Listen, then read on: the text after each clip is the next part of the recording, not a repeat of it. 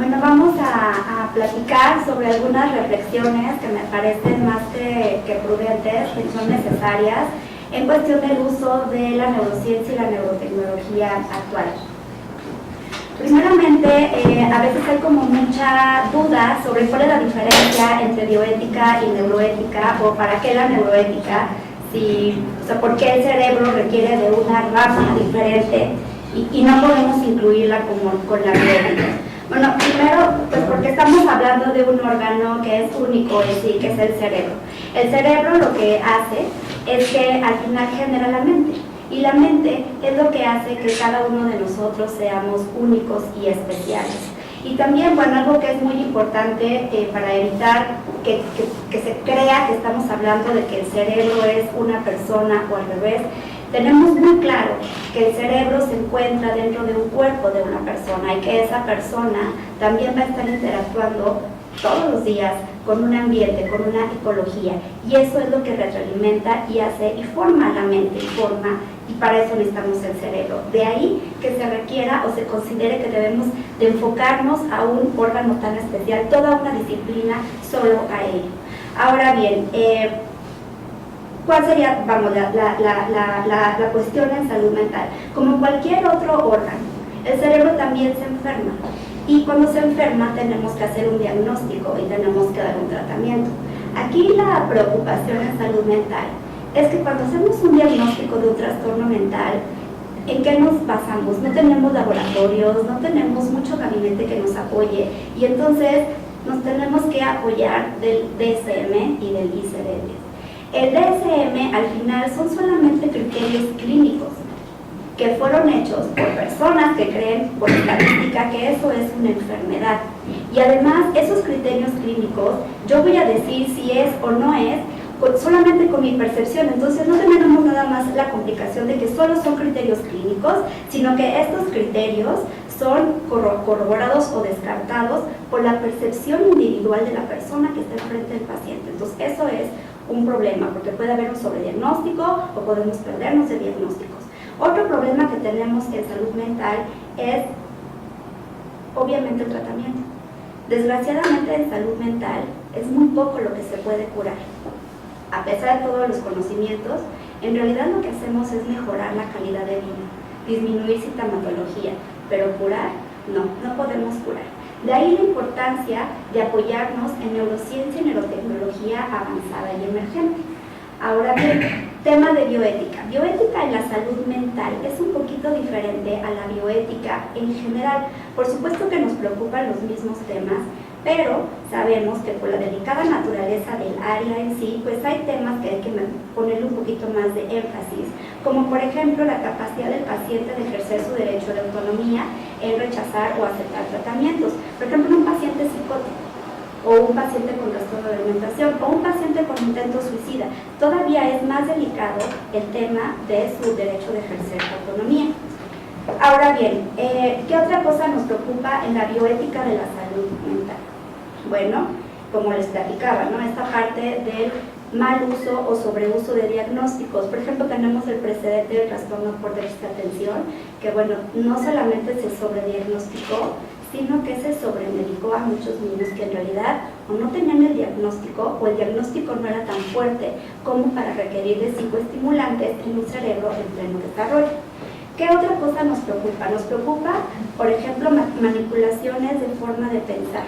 La terapia cognitivo-conductual lo que hace es justamente eso, manipular nuestra forma de percibir las cosas, y de ahí, cuando yo percibo de cierta manera, es como voy a tomar una decisión, incluso una toma de decisión moral. Entonces, bueno, la terapia cognitivo-conductual nos preocupan los psicofármacos, nos preocupan otros tipos de técnicas que son a lo mejor no tan invasivas, pero son invasivas, como sería la estimulación magnética transcranial o la estimulación eléctrica transcranial. También hay otro tema en bioética de la salud mental que va de nuevo el consentimiento informado, pero en el área de investigación. En realidad, este es un tema y una línea muy sutil y peligrosa de involucrar pacientes con trastornos psiquiátricos a unos proyectos de investigación cuando el paciente de verdad pues puede ser que no esté entendiendo bien los riesgos. Y claro, también entonces es como, pues como no hacemos entonces investigación, dejamos a la psiquiatría sin investigación, entonces vienen estos riesgos y beneficios que la bioética de la salud mental es la que se encuentra. Sin embargo, se ha visto que hay otras preocupaciones que la bioética de la salud mental no alcanza a abordar. La neuroética lo que estudia son procesos cognitivos, o sea, cómo pensamos, cómo nos pensamos, el proceso cognitivo de la identidad personal, de la conciencia, del libre albedrío, de cómo somos empáticos y de cómo se generan emociones, pensamientos y conductas. Y entonces, esto es lo que hace diferente la neuroética. Abarca, o sea, es una rama de la bioética de la salud mental y abarca la bioética de la salud mental, pero la bioética de la salud mental no necesariamente abarca a la neuroética, y como ya vimos, bueno, sí hay algunos aspectos que son preocupantes y que no logra alcanzarlos la bioética. Ahora bien, ¿por qué hoy? ¿Por qué hoy neuroética? ¿Por qué no hace 20 años? ¿Qué es lo que ha pasado? ¿Qué es lo que ha hecho diferente que salga esta disciplina? Bueno, todo empezó en 1990. Aquí lo que les voy a platicar un poco es de dónde sale tanto dinero, que ahora tenemos tanta tecnología y tenemos tantas preocupaciones sobre el cerebro. En 1990, el presidente George Bush declaró que iba a ser la década del cerebro. El objetivo principal era hacer conciencia al público de la importancia del cerebro y de la importancia de los trastornos mentales. La idea era disminuir el estigma en pacientes. Después, a partir del 2010 hasta el 2020, la Unión Europea se junta y crea lo que se llama el proyecto Human Brain. El proyecto Human Brain lo que tratan de hacer es generar infraestructura para la investigación, y lo que hacen es que unen la neurociencia, la medicina y la computación. Entonces ellos lo que más están haciendo ahorita es áreas acerca de neuroinformática y neurorobótica. Después viene la iniciativa BRAIN en Estados Unidos, que por sus siglas en inglés quiere decir investigación del cerebro a través de neurotecnología innovadora y avanzada.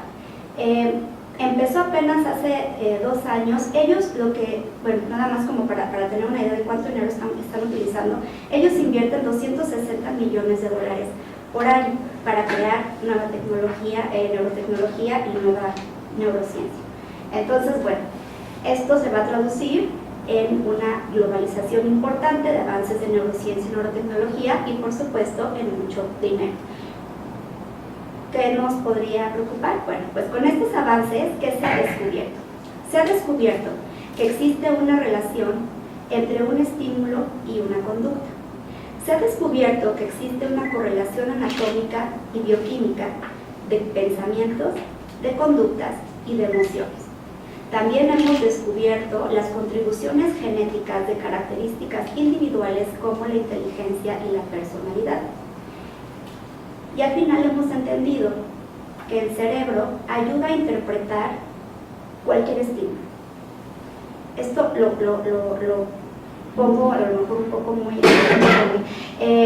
hagan de cuenta que es como si fuera el cerebro un hardware de una computadora y la mente es como el software. Y entonces, con la nueva neurotecnología se alcanza a leer cómo trabaja el software. Y al principio decía, bueno, la mente y la capacidad de tomar decisiones es únicamente del ser humano, pero de pronto vemos pues que a lo mejor estamos equivocados y no somos los únicos. ¿Qué hemos también descubierto? Hemos descubierto cómo el cerebro toma decisiones morales. Y una decisión moral, bueno, una decisión moral simple, podríamos decir cuando vamos en el carro y nos va tocando el semáforo en amarillo, pues esa decisión de si me paso el amarillo porque no viene nadie o si mejor me paro, esa es una toma de decisión moral. Pero también podemos leer tomas de decisiones morales más complejas. Este es el enigma del tren.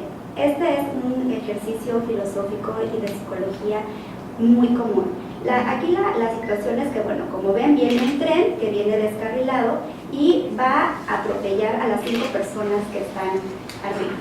Pero también diríamos, bueno, ¿qué conviene? No podemos pararlo, el tren tiene problemas, no tiene frenos. ¿Qué convendría? Y bueno, pues uno dice, pues convendría como que pues nada más mate a uno en vez de 5. Y entonces nuestro cerebro trabaja de una forma cuando tomamos esa decisión.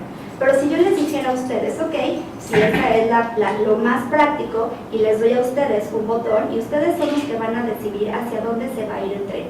Entonces se convierte en más compleja la toma de decisión. ¿Por qué? Porque acabamos de meter una emoción. Y cuando nosotros metemos emociones, nuestro cerebro se vuelve más complejo. Hay redes neuronales que se activan mucho más complejas y esas también podemos leerlas. Y entonces dijimos, bueno, pues mucha información, qué interesante que podemos leerlas, pero yo les diría, bueno, ¿y si también podemos manipularlas? Y entonces vienen más cuestionamientos. Y entonces, bueno, retomando lo que es en sí la neuroética se va a enfocar en primera y segunda tradición. La primera tradición, como les puse al principio, se dedica a estudiar los procesos cognitivos, identidad personal, conciencia, libre albedrío, empatía, génesis de emociones, pensamientos y conductas.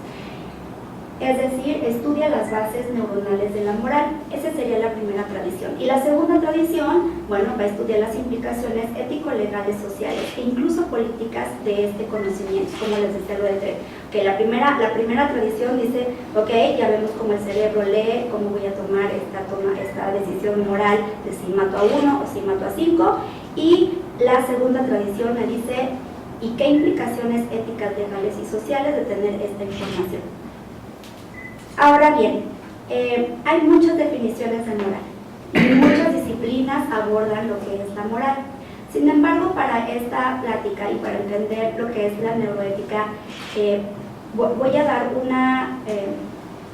una definición que a veces me mete en muchos problemas, pero para fines de la neurociencia cognitiva, la moral la vamos a considerar como que es el resultado de presiones evolutivas en animales sociales para promover el altruismo recíproco.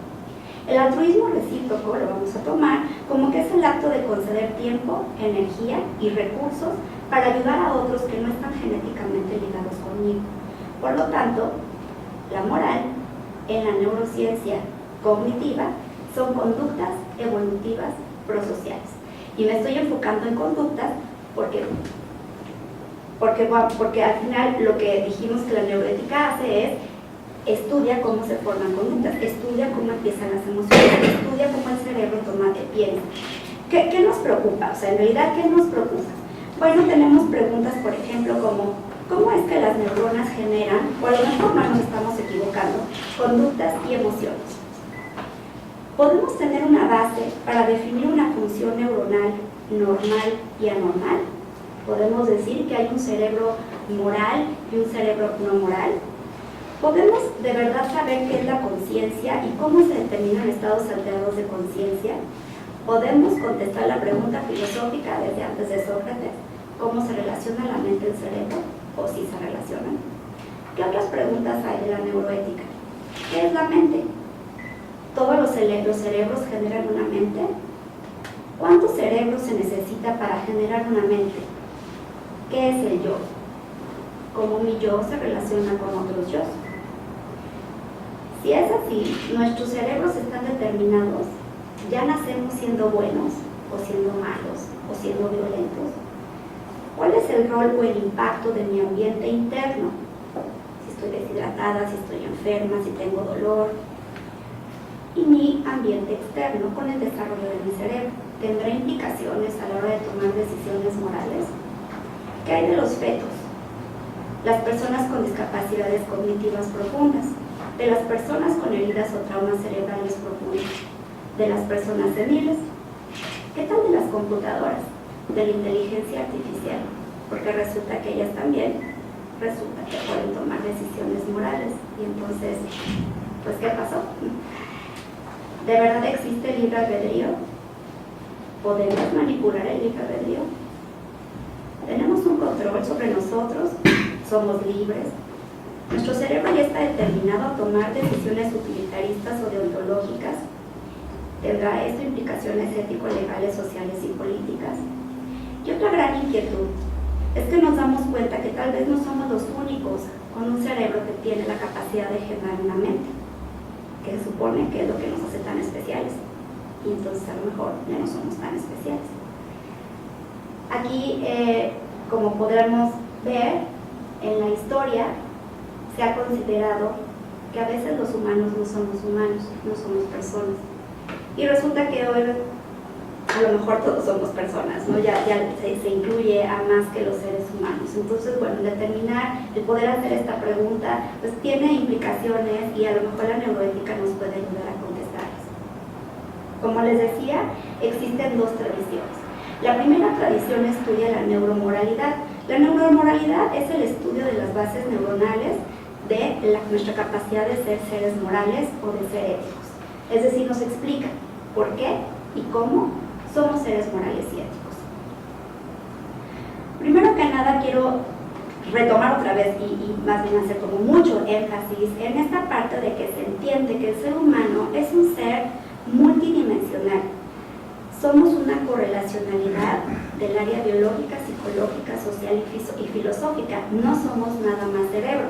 Lo que pasa es que hoy, como habíamos visto este gran desarrollo de neurociencia y neurotecnología, hoy podemos estudiar cómo el cerebro, esta parte, el área biológica, nos ayuda a explicarnos cómo somos morales. Esto no quiere decir que ya la parte social, la parte psicológica, la parte filosófica no importa, no, al contrario, con mucho más razón es el momento de ser interdisciplinarios para no cometer el error de poner al ser humano como algo, como un neuroreduccionismo. Lo último que queremos hacer es un neuroreduccionismo, pero si ahorita podemos estudiar más el cerebro, bueno, pues hagámosla y complementemos con los conocimientos de ciencias sociales, de ciencias psicológicas y también de la filosofía.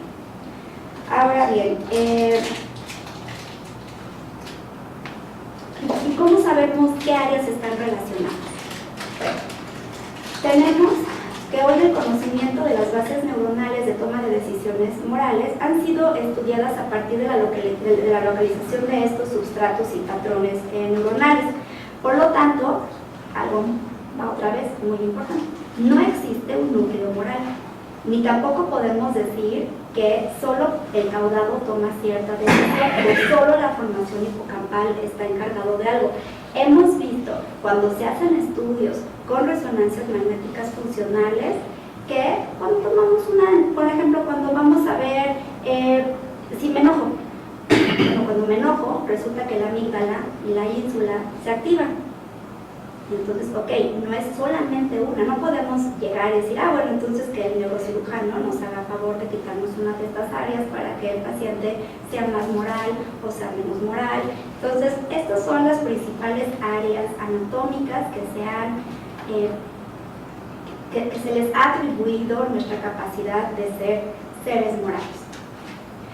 Ahora bien, como les platicaba, esta parte de que no es un neuroreduccionismo, que la persona no es solo un cerebro, sin embargo es muy importante el cerebro. Ahora verán, ¿qué somos? Bueno, pues de entrada somos información genética. Tenemos un genotipo. Este genotipo puede ser influido otra vez. Cuando hablo de ambiente interno es lo que está pasando en mi cuerpo, una infección, mis hormonas, una deshidratación, desnutrición, y el ambiente externo, bueno, pues es lo que me rodea. El genotipo al final está influenciado tanto como por el ambiente interno como el ambiente externo. Después de esto, bueno, se generan endo- y exogenotipos que también están influidos por el ambiente interno y externo.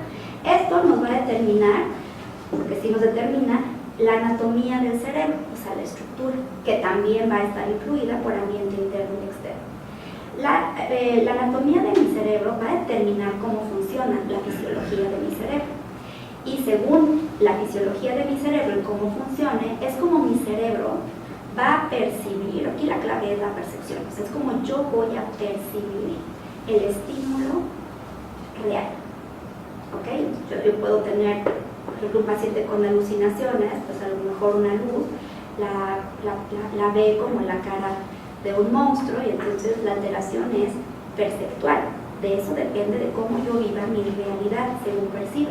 Y entonces aquí el tema es que mi cerebro, la anatomía, fisiología, todo lo que ha estado determinado, va a determinar cómo percibo. De ahí cómo pienso. De ahí qué es lo que voy a hacer, la decisión moral que voy a tomar. Esta la voy a repetir en un momentito. cuando platiquemos, o sea, nada más quiero como que lo tengan muy en mente, cuando platiquemos sobre México. Si el paciente mexicano es diferente al resto a otros pacientes, al paciente alemán. Si de verdad deberíamos de seguir solamente traducimos y aplicamos a nuestro paciente mexicano, porque en México, ya veremos si quiero que se quede con esto, es que tenemos un ambiente interno y externo distinto y por lo tanto todas estas flechitas podrían estar matizadas por nuestra rica cultura. Ahora, bueno, como les platicaba, la segunda tradición estudia los aspectos éticos, preguntas y problemas que nacen en y para la investigación y aplicación de la neurociencia. O sea, tenemos todos estos recursos y ahora cuando los apliquemos, bueno, es lo que nos preocupa, ¿no? O sea, tenemos estos conocimientos y bueno. Se va a aplicar, la neurociencia y la neurotecnología se aplica en tres áreas. Se va a aplicar en medicina, que es lo que vamos a platicar primero. Las aplicaciones médicas, o sea, clínicas, de la neurociencia y la neurotecnología son principalmente en dolor, en Alzheimer, en Parkinson y trastornos del movimiento, en migraña, en epilepsia, que aquí es donde también voy a hacer un pequeño anuncio mexicano, ¿no? Nosotros, el 30% de la epilepsia en México es generada por neurocisticercosis. La neurocisticercosis no es un problema ni una contemplación neuroética de ningún país, es algo que nada más es nuestro que tenemos que estudiar un poquito. En cuestión de psiquiatría, se utiliza en episodio depresivo mayor, trastornos de alimentación, trastorno obsesivo-compulsivo, en adicciones, esquizofrenia, estrés postraumático. Nosotros utilizamos mucha terapia cognitivo-conductual. Yo soy terapeuta cognitivo-conductual, no crean que estoy en cosa, no, pero sí sé la implicación y los riesgos y la responsabilidad que nos toca. Hay psiconeurofarmacología, que también, como ya lo habíamos platicado, neuromodulación o manipulación, desde estimulación magnética transcranial, estimulación eléctrica transcranial y estimulación profunda cerebral, o lo que se conoce como el DBS, que requiere de una psicocirugía para tener, es un chip que mete en la cabeza y bueno, se va regulando, pues algo muy invasivo que también lo usamos aquí en México. Y otro tema de México, que es la medicina prehispánica, ¿no? La medicina que nosotros utilizamos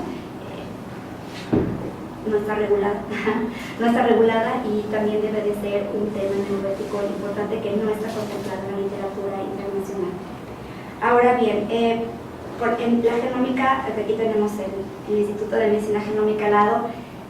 En México también tenemos medicina genómica, ¿no? Y tiene muchas implicaciones neuroéticas. Por ejemplo, ¿podemos decir que hay un gen moral? Esperemos que no. La pregunta es, ¿hay un cerebro moral y no moral? ¿Podemos modificarlo? Y lo más importante, ¿debemos modificarlo? O sea, a lo mejor podemos, pero deberíamos, porque como ya vimos, la parte genética es muy importante, está hasta arriba. Si modificamos eso, modificamos todo lo demás. Por ejemplo, en el Alzheimer, hay un área en el Alzheimer, o sea, porque hay estudios donde dicen, bueno, para el Alzheimer podemos modificar el gen que produce el Alzheimer, ¿no?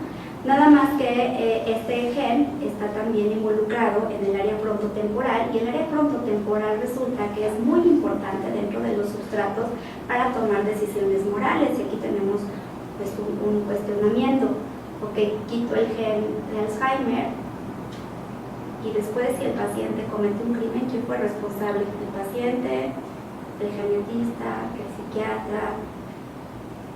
No tenemos aquí, en genómica es muy, muchos cuestionamientos, porque en realidad no sabemos qué va a pasar. Trabajamos en un campo con muchas interrogantes. Eso no quiere decir que no debemos de trabajar en el campo, solamente debemos asegurarnos que la neuroética está junto con cada proyecto de investigación para poder hacer las reflexiones y cuestionamientos correctos. No es una policía, ni mucho menos, es únicamente ayudar a hacer las reflexiones que consideremos que son las que deben de hacerse antes de decidir si hacemos o no alguna intervención. También, bueno, uno de los temas es que sabemos que uno de los objetivos principales de la genómica pues, es encontrar biomarcadores de conductas, de emociones, de cogniciones. Y entonces aquí, como les decía, ¿no? Bueno, también vamos a hacer o empezar a hacer una taxonomía de la mente, porque se está hablando de que podemos decir que genéticamente un cerebro es normal y genéticamente un cerebro no es normal. Y esto de por sí viviendo en una era donde hay poca tolerancia a la variación cognitiva, ¿no? O sea, no nos dejan, la diversidad cognitiva es muy castigada, la diversidad conductual es muy castigada, y si ahorita nosotros también empezamos a castigar la diversidad genética, pues entonces viene una serie de cuestionamientos, tiene implicaciones, por ejemplo, en seguros médicos, ¿no? O sea, si tú tienes tal gen, pues yo ya no te voy a cubrir esa parte, ¿no? Entonces también tiene muchas implicaciones, porque bueno, la mente se supone que es lo que nos hace ser únicos e individuales, entonces ¿cómo vamos a tratar de cerrar y decir solamente este cerebro, esta genética es la normal? ¿Dónde está nuestra individualidad y dónde está nuestro derecho a ser únicos? Bueno, como les platicaba el tumoral o de la Alzheimer contra la protomoral. Y bueno, tenemos también, ya vimos, no solo somos genes, somos muchísimo más, somos seres multidimensionales, somos seres completamente correlacionales, pero aún así, ¿qué pasa si alteramos un gen? No sabemos, esa es como la cuestión, no sabemos si de verdad hay que hacer un muy buen análisis de riesgos y beneficios. Y luego también está la responsabilidad de uso de información, como lo que les decía de los seguros médicos, también está el problema de distribución de recursos, también qué haríamos con falsos negativos o falsos positivos o con hallazgos no intencionales. ¿Qué haríamos con esta parte que platicábamos del respeto de la diversidad neurogenética? Y además, si nosotros decimos, tú piensas así porque tienes este gen, estamos predisponiendo a que haya una alteración en la percepción de autocontrol. Entonces yo diría, pues ¿para qué le echo ganas? O ¿para qué digo, si yo quiero matarte porque me caes una, pues te mato, que mi cerebro es así, y yo no tengo ningún control sobre él. Entonces, bueno, también tenemos que tomar estas consideraciones cuando estemos hablando de la genómica psiquiátrica. Ahora bien, les platicaba, la neurociencia y neurotecnología se utiliza en tres áreas. Una es la médica, que ya la vimos, la otra es en cuestión de potenciamiento, y la otra que no la vamos a platicar porque en nuestro país no aplica mucho, es en seguridad nacional. Por ejemplo, Estados Unidos, el Departamento de Defensa, tiene todo un departamento en el Pentágono que se llama DARPA, y si ustedes se meten a la página de DARPA y buscan subnet, vienen todos los estudios sobre cómo utilizar la neurociencia en seguridad nacional y en defensa militar. Entonces es como muy interesante, nomás que nosotros no nos toca mucho el tema y no quisiera meterme en él, pero creo que tenemos mucho trabajo en nuestro país. Dentro del potenciamiento, o sea, lo que se conoce como neuroenhancement o potenciamiento cognitivo o psicológico. Aquí, ¿qué es lo que nos puede potenciar la neurociencia o la neurotecnología? Bueno, pues nos puede potenciar nuestra forma de pensar, nuestras emociones, nuestra motivación, puede mejorar la memoria, la atención, la empatía, la confianza, el ánimo. También se ha sugerido que puede aumentar la capacidad de amar y también puede mejorar la toma de decisiones morales. Estos estudios principalmente, donde más yo he leído más, es en la Universidad de Oxford, donde ellos lo que están estudiando más es, bueno, sí podemos mejorar la capacidad de sentirte enamorado. Entonces, pues está como muy bien, porque quiere decir que si lo puedo manipular, también te puedo ayudar a olvidar a tu novio, ¿no? Para que ya no sufras tanto. También esta parte de toma de decisiones. Sí se ha visto, por ejemplo, en el ajedrez, que sí cambia y mejora las decisiones, ¿no? Entonces sí estamos hablando de que no solamente la reflexión es sobre lo que conocemos, sino lo que vamos a hacer con lo que conocemos. Ahora, entonces, ¿hacia dónde vamos? Esta neurociencia y neurotecnología avanzada e innovadora, ¿hacia dónde va? Bueno, vemos que el desarrollo neurocientífico y neurotecnológico crece mucho más rápido que nuestra capacidad de afrontar los problemas o los retos éticos, sociales y legales. Y voy a darle nada más, les voy a dar 3 ejemplos rápido, 3 menciones rápido sobre qué es lo que se está haciendo allá en el mundo, en los primeros mundos. Este proyecto, el primer proyecto que les voy a platicar se llama Proyecto Reanima. Este proyecto lo está generando, es una empresa, no crean que es una universidad, es una empresa que está en Filadelfia, Estados Unidos. Y lo que hace, las siglas es reanimar cerebros en pacientes clínicamente muertos. Entonces, ellos lo que hacen es que tienen como un cóctel donde ponen células madre, ponen péptidos, se lo inyectan al paciente y después le dan una estimulación como un pequeño electrochoque. Si les suena a Frankenstein, un poco la película. Y entonces nuestra primera pregunta es, ¿la muerte cerebral es reversible? ¿O tenemos que reconceptualizar la definición de muerte cerebral? Y algo que también nos debe de preocupar es que en realidad, si ustedes se fijan, cuando hacemos un diagnóstico de muerte cerebral, nos guiamos 100% por la tecnología. 100%. Cuando afirmamos que hay muerte cerebral, es porque la tecnología nos está diciendo. Entonces, bueno, tal vez o no estaba muerto o estamos enterrando gente que no, o sea, viene como muchas preguntas.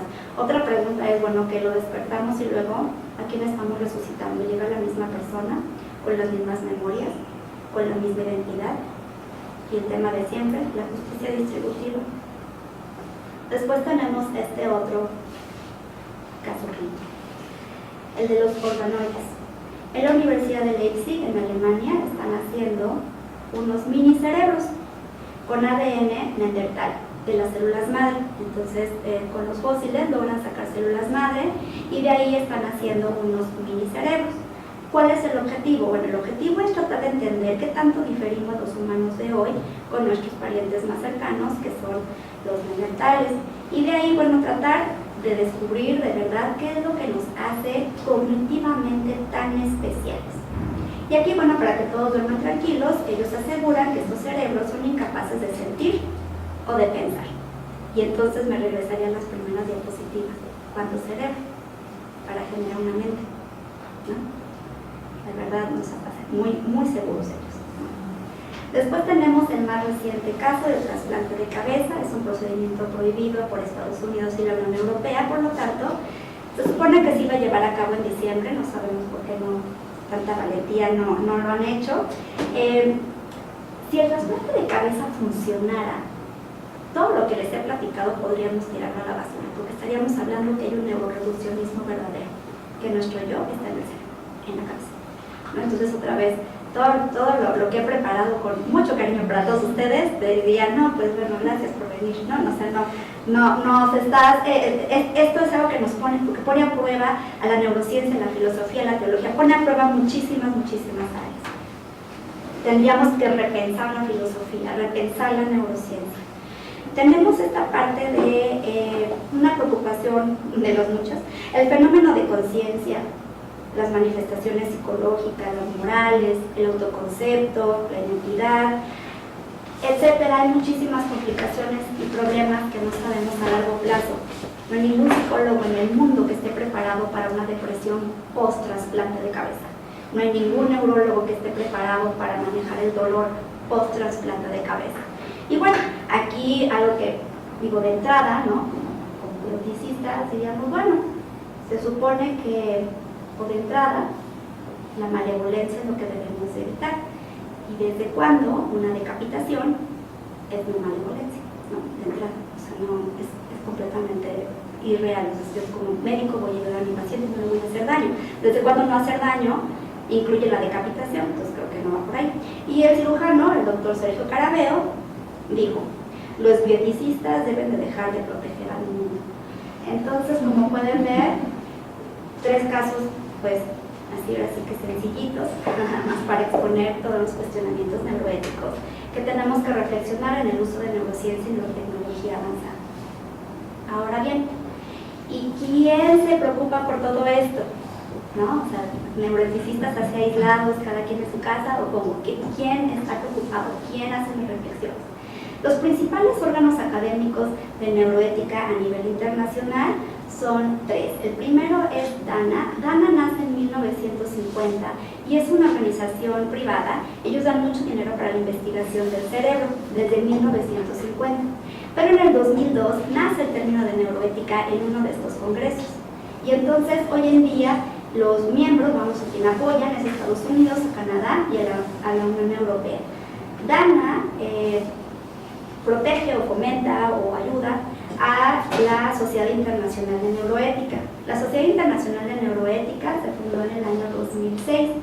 Ellos, bueno, como es internacional, es como más inclusivos. Ellos tienen a Estados Unidos, a Canadá, la Unión Europea, Oceanía, Asia, y de América Latina solo está Argentina, y desde el 2015 estamos orgullosamente, nosotros estamos haciendo ahí nuestra presencia.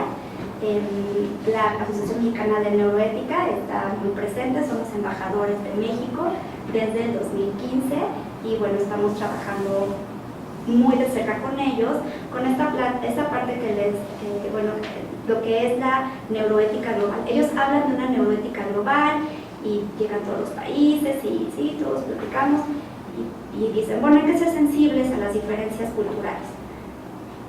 Pero los que somos minoría en nuestro país tienen que hablar y decir exactamente cuáles son esas diferencias culturales que tenemos que estudiar y que tenemos nosotros como neuroeticistas mexicanos aportar a la comunidad internacional de neuroética. Después está la UNESCO. La UNESCO tiene un área de bioética y derechos humanos. Ellos nacen en el 2009 y está Estados Unidos, Italia, España, Angola y México. También está representado, lo cual, bueno, de 3-2, entonces creo que sí estamos muy haciendo ruido por ahí. Ahora bien, les he platicado muchas cosas del mundo, los organoides, la inteligencia artificial, y bueno, muchas veces me han cuestionado, y luego en México, como, ¿qué quieres hacer, no? Y bueno, yo pongo una palabra grande que se llama responsabilidad social. La responsabilidad social y la neuroética en nuestro país, bueno, primeramente pongamos que la responsabilidad social dice que cada individuo o grupo tiene el compromiso, la obligación o deber de actuar de modo que sea benéfico para la sociedad. Aquí yo lo que defiendo, mi argumento, es que la comunidad académica no tiene que ser neuroeticistas, porque si no nada más somos como dos. La comunidad académica que esté interesada en neuroética como grupo debe de apegarse a la definición de responsabilidad social por el efecto que tiene la neurociencia, la neurotecnología y la salud mental, que es lo que acabamos de platicar. Este efecto o este impacto obliga a que de verdad hagamos un análisis, unas reflexiones profundas, éticas, interdisciplinarias y constantes. O sea, no se vale hacer nada más una vez y ya lo pensé, bye. No, o sea, hay que hacerlo constante sobre el uso de la neurociencia y tecnología en el mundo, porque como les platiqué hace ratito, somos una presencia internacional y tenemos mucho que aportar, y también tenemos que trabajar para ayudar a los pacientes en este país. Ahora, ¿por qué creo o por qué debemos de pensar que hay algo diferente en México? Bueno, primeramente, porque la neurociencia y tecnología cruza las fronteras. Nuestro país está estratégicamente, está situado con una estrategia geopolítica y económica a pesar de la nueva administración en Estados Unidos. Entonces, muro o no muro, nosotros vamos a traer lo que estén produciendo y lo vamos a usar. Tenemos que estar como muy conscientes de que esta neurociencia y neurotecnología que viene de otros países sea compatible con nuestra diversidad étnica, cultural, social, económica, nuestros sistemas de salud público y privado, los seguros de gastos médicos y cómo se distribuyen estos recursos médicos. Debemos de asegurarnos que sea congruente con los principios ontológicos de la medicina, es decir, que haya un respeto de autonomía, que de verdad haya una beneficencia para este paciente en especial, que no hagamos daño y que haya justicia. Y entonces aquí yo preguntaría, bueno, ¿estamos listos para recibir estos avances? Yo creo que hacemos las reflexiones, no es nada más traerlo, es decir, bueno, ¿estamos listos? Podemos decir que estamos, o sea, hay una precaución, no sería mejor que estuviéramos preparados, o sea, es diferente estar precavidos a estar preparados, o sea, si una precaución es, bueno, me voy a comprar una caja de Kleenex por si me da gripa, ¿no? Ya no estoy precavido. Pero prepararme es, cancelo mi consulta, compro medicamentos, me quedo en mi casa, es todo un protocolo pensado, es una logística, es algo que estoy haciendo para evitar daños y maximizar riesgos. Es muy diferente a un principio de precaución. Y como les decía, que iba a amenazar que iba a regresar a esto. Si vemos todo lo que estamos platicando, bueno, pues a lo mejor de verdad sí hay que considerar ciertos temas o ciertos aspectos que solo atañe a nuestro país, al paciente mexicano, al paciente de salud mental mexicano, porque sí, efectivamente, medio tendremos el mismo ADN, formamos el mismo cerebro, pero al final lo que percibimos y el ambiente interno y externo con el que nuestro cerebro crece y se desarrolla, lo que se conoce como neuroplasticidad, es un poco diferente. Tan diferente como para decir que hay un cerebro mexicano y uno alemán, pues quién sabe, no sabemos.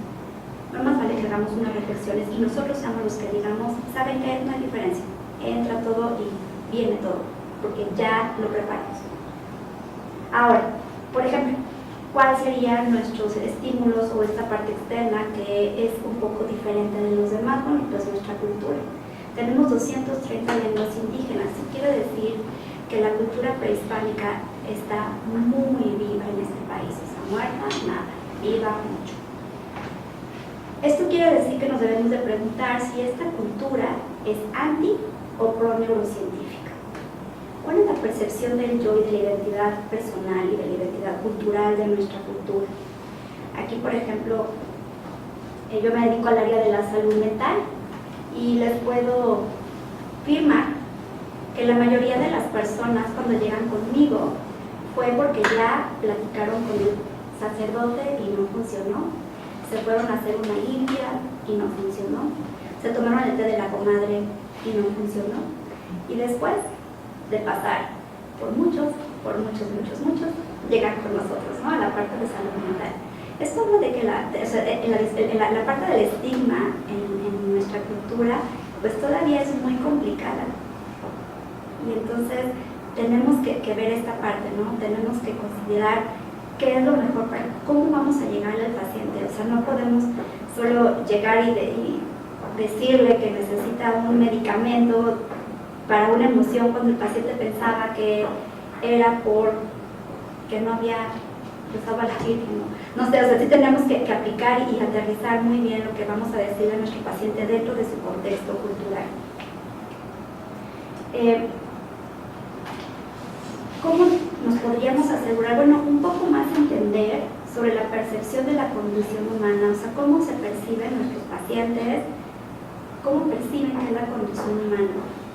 Hay pacientes que de verdad creen que la neurotecnología y la neurociencia es una amenaza.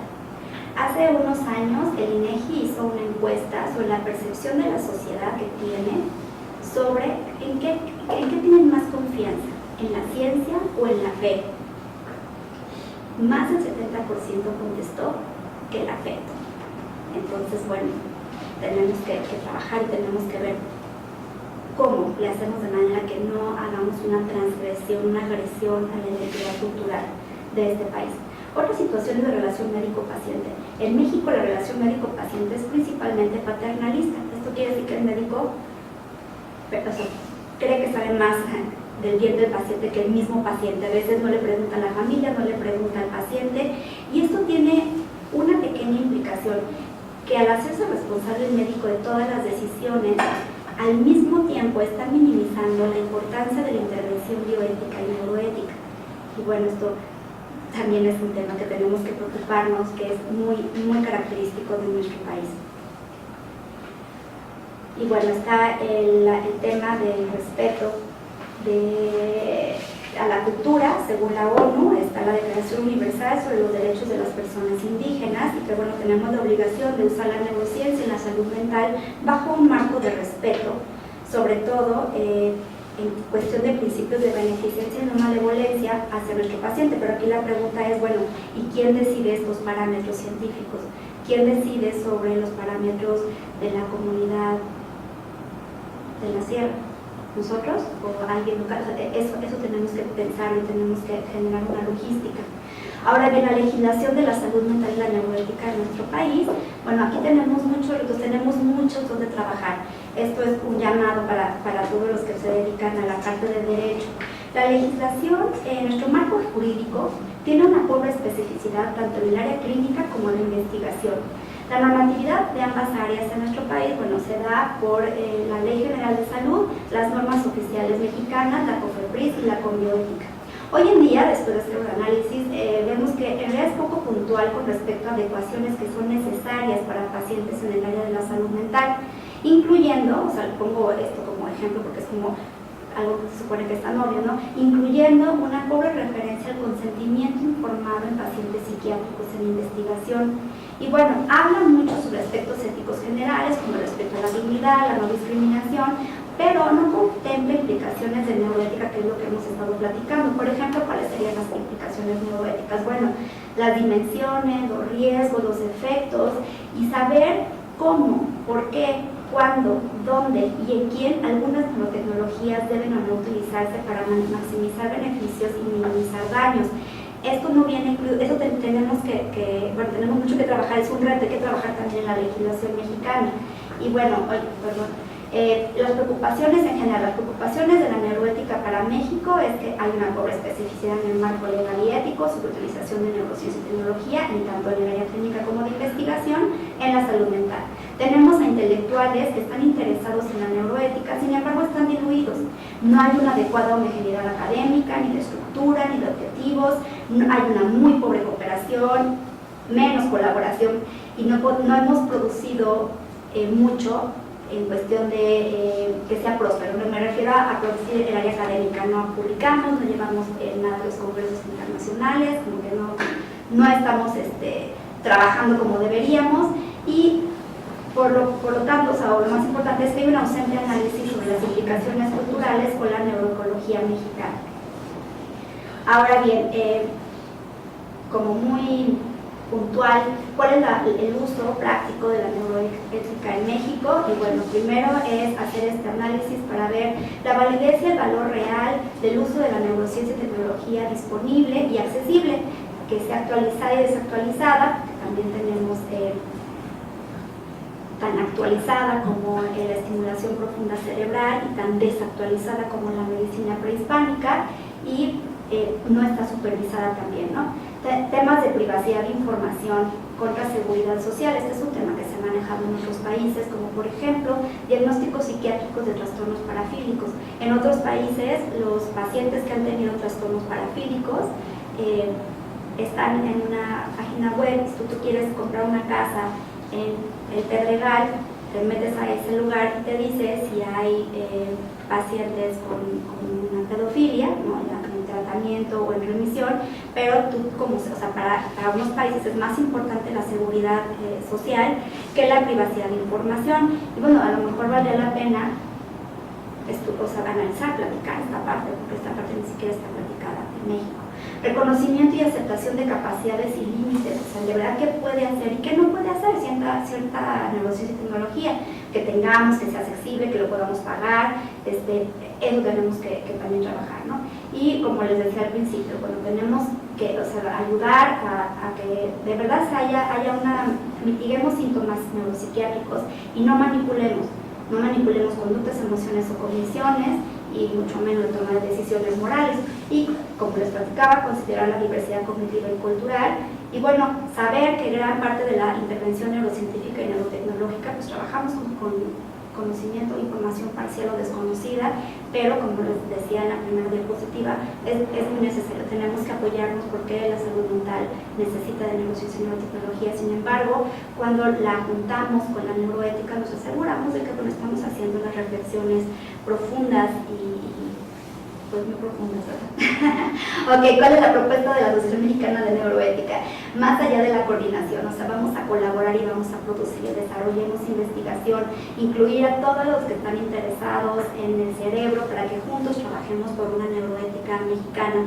Sí hay que dar información de neuroética internacional, pero de verdad lo que creo que tenemos que hacer es trabajar y producir nosotros información que complemente a la información internacional, promover participación y publicación tanto en órganos nacionales e internacionales de neuroética.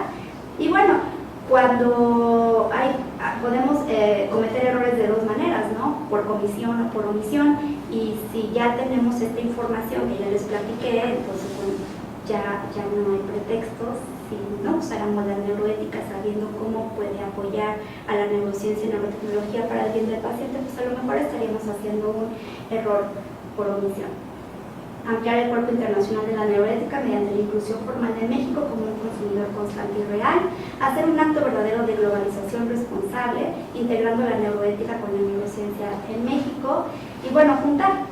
Tenemos que, los académicos tenemos que incluir a la sociedad para generar una neuroética para México y de esta manera hacer una globalización verdadera. Hay que introducir a la neuroética a la sociedad de manera comprensible, compatible y disponible. Hay que ser responsables, hay que ser reactivos y hay que ser sensibles a cada uno de nuestros pacientes, de la etnia, de lo que nos practicamos, la cultura. Tenemos que tener una buena capacidad de análisis de las necesidades y posibilidades y también limitaciones en México, y tenemos que trabajar a nivel de estándares internacionales porque tenemos los recursos humanos, no hay pretexto. Colaboración académica internacional y tiene que ser bilateral, nosotros a la comunidad internacional hacia nosotros. Como conclusiones, bueno, tenemos que la neuroética, no, la neuroética, la neuroética es una rama de la bioética de la salud mental. La bioética de la salud mental no alcanza a cubrir los retos de la neuroética, pero la neuroética sí alcanza a cubrir los retos de la bioética de la salud mental. Y bueno, al final en este país tenemos pocos bioeticistas, estamos muchos más, y entonces, bueno, a lo mejor no se hace en otros países, pero a lo mejor nosotros sí podemos, los que se dediquen a la neuroética, abrazar los problemas de la bioética de la salud mental y de este modo tratar de ayudar a toda la comunidad de bioeticistas. Tenemos retos que son muy locales, muy domésticos. Lo que ayuda a hacer son reflexiones interdisciplinarias. Tenemos que considerar el contexto en México, que es como nuestro mayor reto, bajo un respeto de identidad cultural. Y bueno, nunca olvidar que la humildad de la ciencia está en reconocer los límites tanto de conocimiento como de interpretación y de aplicación. Muchísimas gracias.